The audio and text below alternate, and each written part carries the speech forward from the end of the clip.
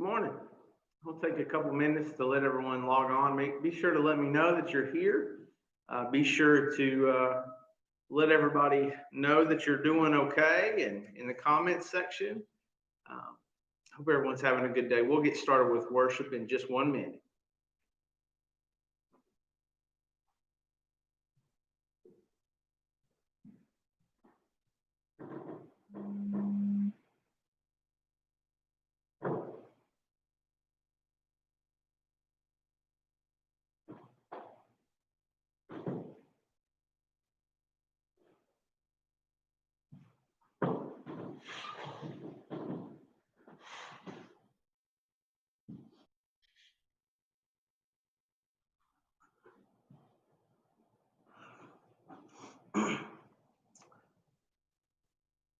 Well, welcome to our worship service at First Baptist Church in Biscoe. Wanted to say again, sorry for the sound issues from last week. We are working to get those resolved. The technology is being ordered, so we can maybe have it for next week.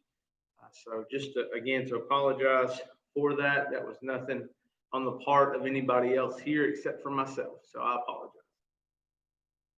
I wanted to just remind you that Wednesday night I'll be on Facebook Live and Zoom at 6 o'clock.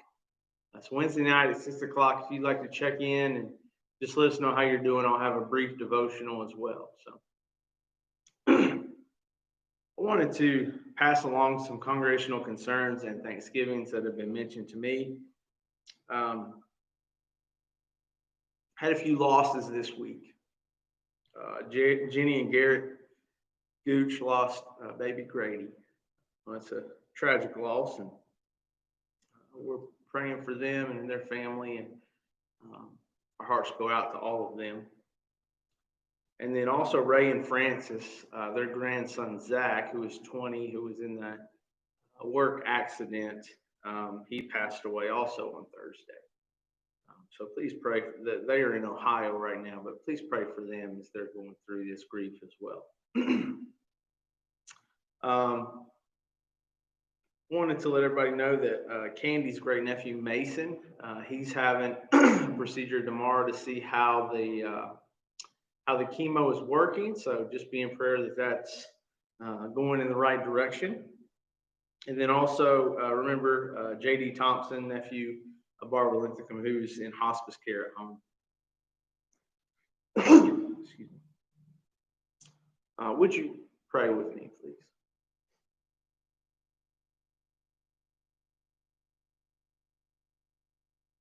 O Lord our God, when nothing is right, when we are weary and lost, when clouds dull the sky, help us to be still. When our cries are unheeded, when no effort bears fruit, when the sun sets, help us to be still. When love is over, when hope is gone, when darkness covers the land, help us to be still.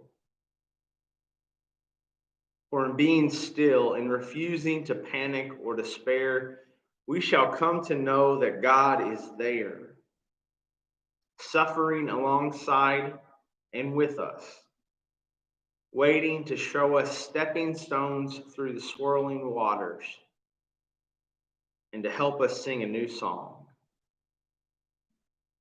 Lord, we thank you for giving us this day and teaching us to pray, saying, Our Father, who art in heaven, hallowed be thy name. Thy kingdom come, thy will be done, on earth as it is in heaven. Give us this day our daily bread, and forgive us our trespasses, as we forgive those who trespass against us. And lead us not into temptation, but deliver us from evil. For thine is the kingdom, and the power, and the glory forever. Amen. So today we're continuing our series on Job. Today's passages are from Job 3, 4, and 7, and it's a conversation between Job and his friend Eliphaz. After this, Job opened his mouth and cursed the day of his birth, Job said, let the day perish in which I was born, and the night that said a man-child is conceived. Let that day be darkness. May God above not seek it, or the light shine on it. Let gloom and deep darkness claim it. Let clouds settle upon it. Let the blackness of the day terrify it. That night, let thick darkness seize it. Let it not rejoice among the days of the year. Let it not come into the number of the mouths of the months. Yes, let that night be barren. Let no joyful cry be heard. Let those who curse it curse the sea. Those who are skilled to rouse up Leviathan. Let the stars of its dawn be dark. Let it hope for light, but have none. May it not see the eyelids of morning, because it did not shut the doors of my mother's womb and hide trouble from my eyes. And then Eliphaz the Temanite answered, if one ventures a word with you, will you be offended? But who can keep from speaking? See, you have instructed many. You have strengthened the weak hands. Your words have supported those who were stumbling, and you have made firm their feeble knees. But now it has come to you, and you are impatient. It touches you, and you are dismayed. Is not your fear of God your confidence, and the integrity of your ways your hope? Think now, who that was innocent ever perished? Or where were the upright cut off? As I have seen, those who plow iniquity and sow trouble reap the same. By the breath of God they perish, and by the blast of his anger they are consumed.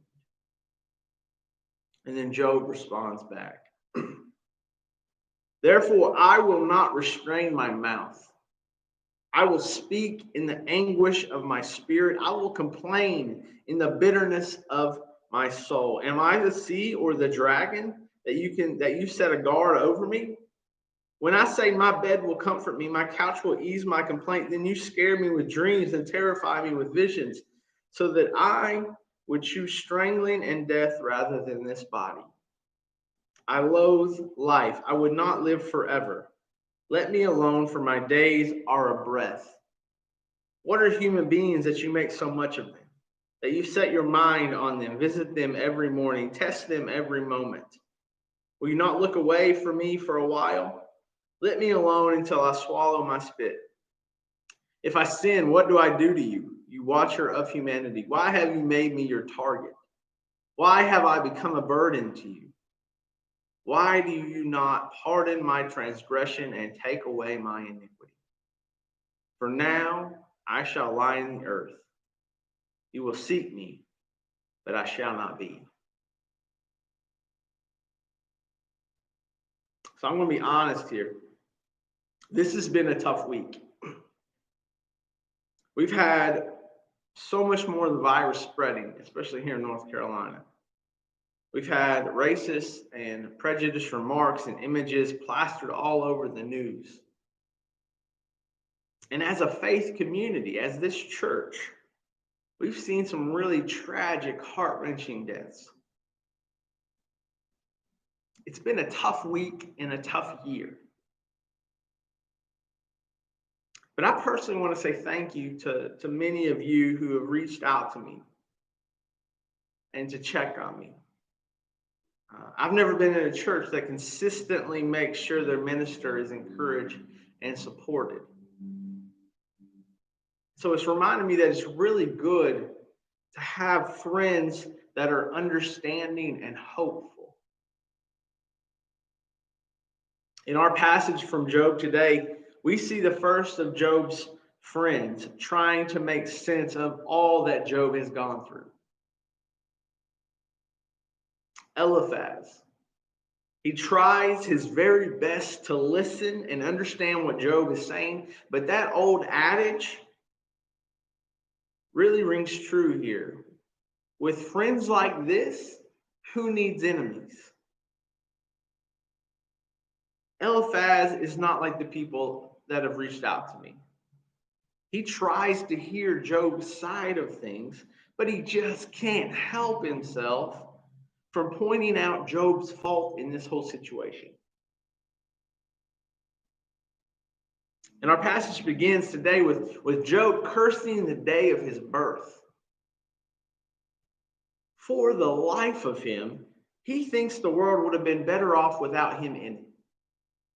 Job waxes poetically that the day of his birth should be blotted out by darkness, so no one would have to share in his pain and suffering.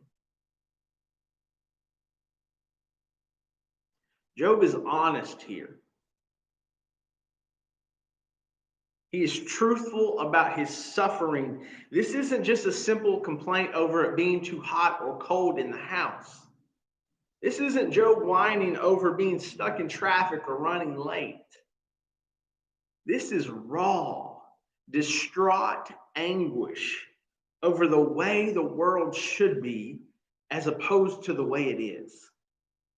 This is true suffering. And after Job offers up his day of birth, his friend Eliphaz steps into the conversation here.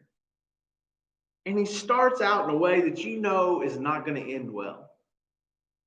If you've ever had a truly difficult conversation with someone that you care about, you know that how these conversations begin. Eliphaz essentially says, we need to talk.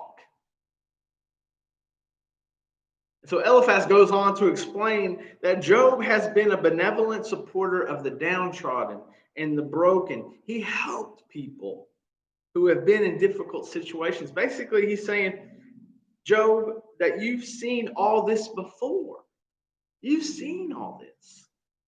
So why are you cursing the day of your birth?